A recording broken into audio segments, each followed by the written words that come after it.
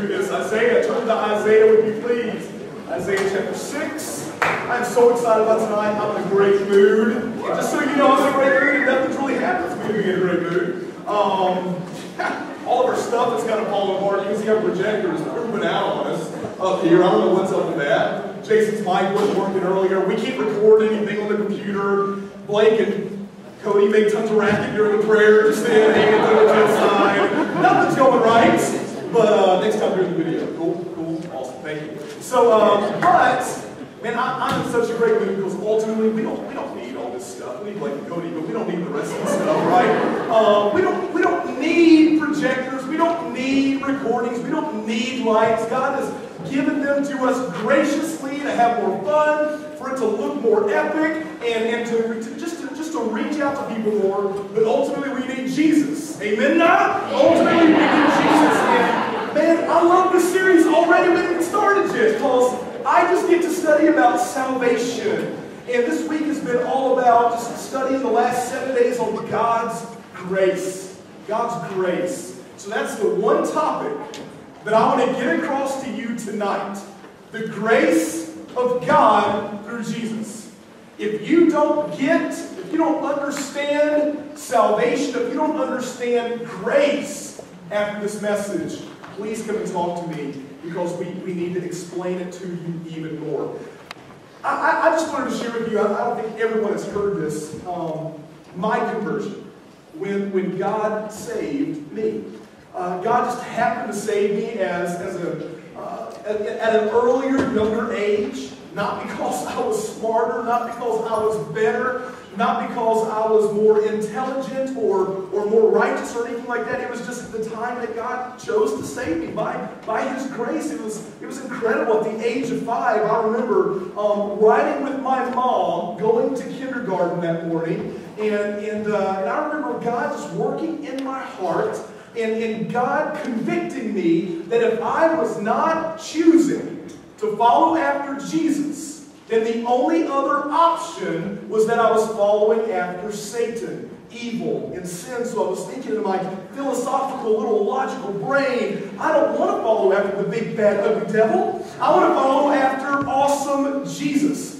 And so I told my mom, hey mom, it's time, I need to get saved this morning. And so she just stomped on the gas in our like 1980-something Toyota Corolla, which probably got all the way up to 25 miles an hour, and got me to the pastor's office. And to be honest with you, I don't remember a whole lot about it. Yeah, I've heard a lot of people say, do you remember when you were saved? Was it a legit decision? Do you remember that you said everything right, prayed everything right? Just so you know, I don't remember everything about it.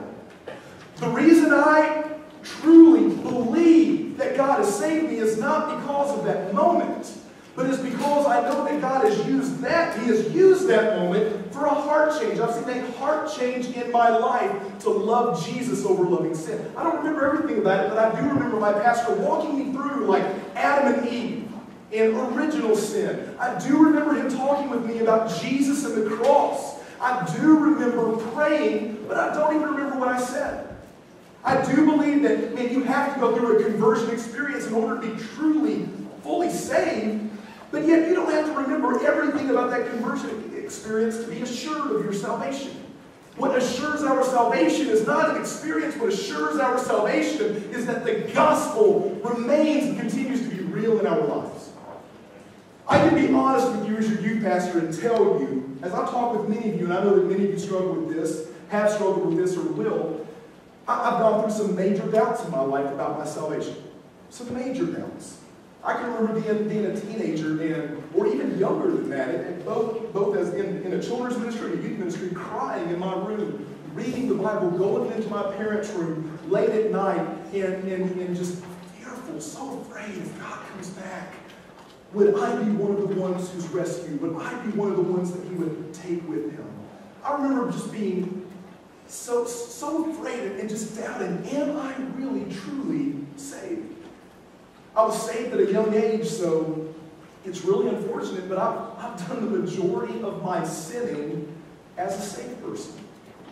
And I hate that, because we hear so many testimonies of just horrible, horrendous sin that unsaved people do, and God saves that and saves them and changes them. And But yet, because I was saved at such a young age, man, I've done just some terrible sinning as a saved person.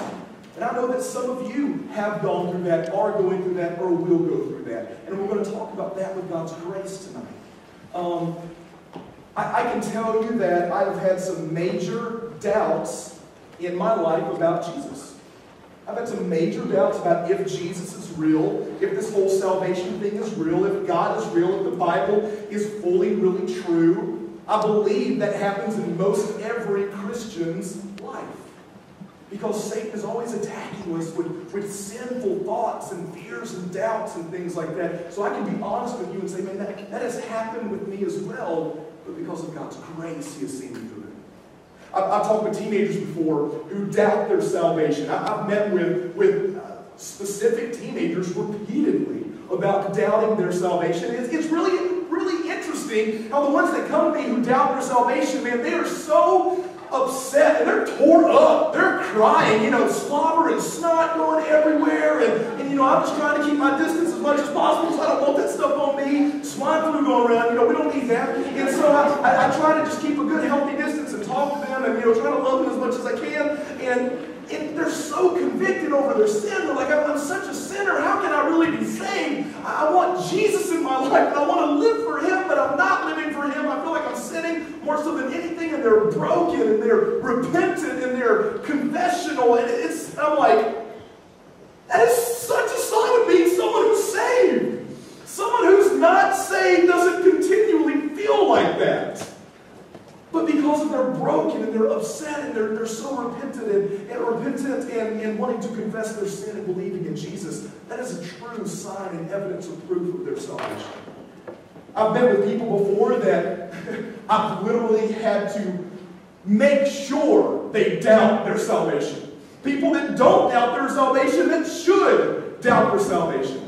I met with a guy one time, and he was a next door neighbor of mine when I was living in Texas. And he told me, he said, now you're a pastor, right, of a Southern Baptist church? And I said, yes, sir. And he said, oh, thank God, because y'all believe in eternal security, and I need to believe in eternal security. And that always takes me back a little bit whenever someone says that to me, and so I have to say, why? Oh, let me get that.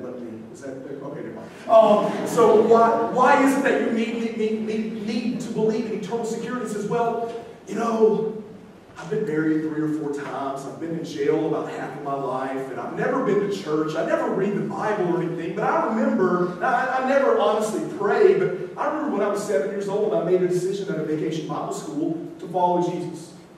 And I was like, dude, all you did is say a prayer, man. Your life has not changed. You have not been saved. That is not eternal security that you've just said a prayer and you can live however you want to live and there's not a changed life and you think you'll be with Jesus forever. That is not how it works. How it works is understanding God's grace, the death of Jesus, the resurrection of Jesus, what Jesus is doing in our lives and believing that and following Him. So I want to talk with you deeply but quickly about God's grace tonight. Okay, so here we go. As we talk about Isaiah, you open Isaiah 6, you good to go? Isaiah chapter 6. Isaiah, literally his name means, and the theme of the book is all about, you can write this down if you like, the Lord is salvation. The Lord is salvation. So the entire book is literally about how God graciously saves His people. The Lord is salvation. When we look at salvation, I think one of the clearest verses, go ahead and put this first slide up here, man.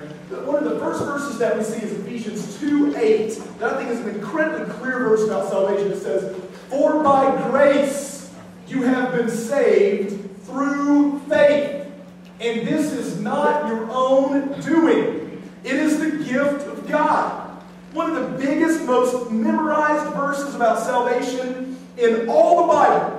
And so we're going to study the 66th chapter book of Isaiah in 3 weeks, which means you've got a lot of reading to do. In 3 weeks we're going to look at this, and literally the 3 sermons we're going to look at is how salvation is by grace, how salvation is through faith, and how salvation is in Jesus Christ alone. So the first one tonight, how salvation is by the grace of God through Jesus. Here's your truth tonight. Go ahead and throw that up there. Your truth tonight is just the definition of grace. Grace is God's goodness. His goodness towards undeserving sinners through Jesus. Grace is God's goodness towards undeserving sinners through Jesus. Here's the deal. God, it has to start with God. God is perfectly, totally holy, all good, all gracious, but yet God also has wrath, and He has anger, and He has judgment against sin and sinners as well. So when we talk about grace, grace is how God is showing His goodness towards people who don't deserve it. Grace is what God is showing towards all people through salvation in Jesus Christ. There's a difference. I think a lot of times we try to use synonymous words with grace and mercy. Mercy is not getting what you deserve. Grace is getting what you do not deserve. So, for instance, one of my favorite pastors, Bob Johnson up in Detroit, Michigan, uses this illustration, and he says, mercy is when you get pulled over by a police officer for speeding. You know, you're going to a Capshaw, 150 miles an hour, okay? And so you're flying down that way, hit a couple cows by me, you're just out of control. By the way, when it was snowing the other day, I stopped on Capshaw to help somebody out because they were off in the ditch. And as soon as I stopped and rolled down my window, they started screaming, "Watch out!" Because there was someone that flew over the hill, and I was stopped there in the road, and they swerved to miss me. They jumped off the road and hit the other car that was in the ditch. I swear, nobody was hurt. Thank God. I made sure everybody was all right, and I got out of there. Okay, so, I really did make sure everybody was okay. So if you know somebody was involved in that accident, I made sure it was over before that. Okay, so imagine if you get pulled over by a police officer going 115 miles an hour down Capshaw Road. He says it is, 35, 45? I don't even know. I think it's 45. It's 45 miles an hour. What are you doing? And he says, you know what? Never mind. I'm going to have mercy on you today. I'm not going to give you what you deserve. I'm not going to give you a ticket. Or in 150 miles an hour, I'm not going to throw you in the slammer. Probably what you should say. Grace is different. God is merciful. God does not give us what we deserve. But grace is, God gives us what we don't deserve. God's grace would be like a police officer coming and pulling you over and not only saying, I'm not going to give you the ticket that you deserve, but not only that, here are the keys to my squad car.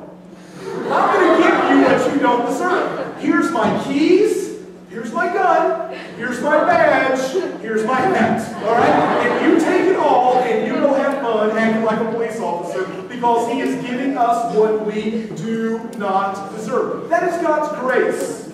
Guys, you have to turn down these lights just a tad for me. God's grace is that He is giving us things that literally we do not deserve. Now, here's the deal about God's grace. We are saved by grace, we saw in Ephesians 2:8, which means we are all such horrible, wretched, despicable, ridiculous, terrible, rebellious sinners. No one in the world for all of life, all of history, all of time has ever deserved salvation. No one has ever done something so great or lived their life so good that